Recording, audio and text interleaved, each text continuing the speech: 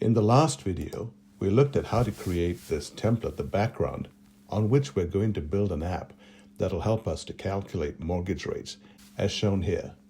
On the app we're creating, we'd be able to enter a loan amount, an interest rate, and a term, and then go ahead and calculate to see what the monthly payments would be. And then the color changes on the calculate button to show you that this has already been calculated. If you go back and change one number, then the calculate button becomes green again, meaning that you need to hit it to get the new number. So with that, in this video, we're going to introduce the concepts we need to build this payment calculator. In the next video, we'll build this payment calculator. Let's dive right into it. This is the code we used to create the background.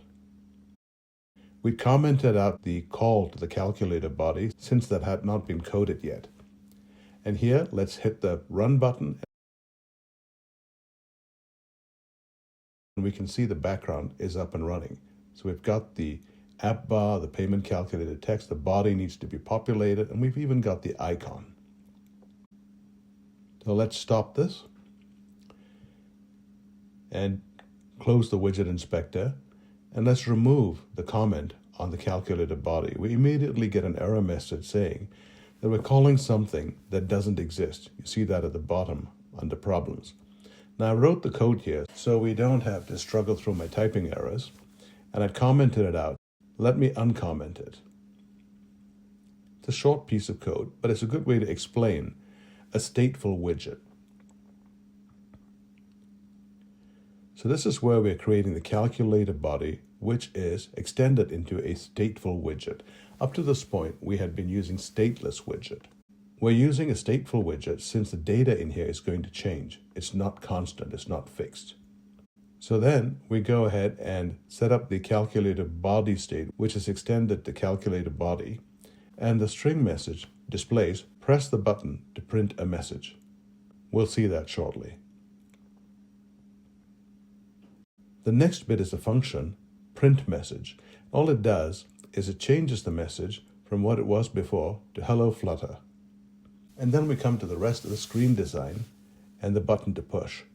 So here we've shown the axis and the alignment, and then we jump to the elevated button. And here on pressed, it'll call the print message function. If it's not pressed, it won't call that function. It'll just have the child text which says, press me. So we'll have hello Flutter. And the whole thing relies on the stateful widget as opposed to a stateless widget. So let's go ahead and run it. And here it comes. We see the press the button to print a message, and then press that, and the hello Flutter. Now the message has changed. Now if you press the press me, nothing more happens since there's no more code. Let's exit this and close the widget inspector. And let's take a brief look at the code again. We've got calculator body being extended to a stateful widget, although the call came from a stateless widget. And that pretty much is it. So now that we have these concepts down, let's comment this out. And in the next video, we'll use the real code to start building the text boxes and capturing data and looking at a couple of new commands. Thanks so much for watching.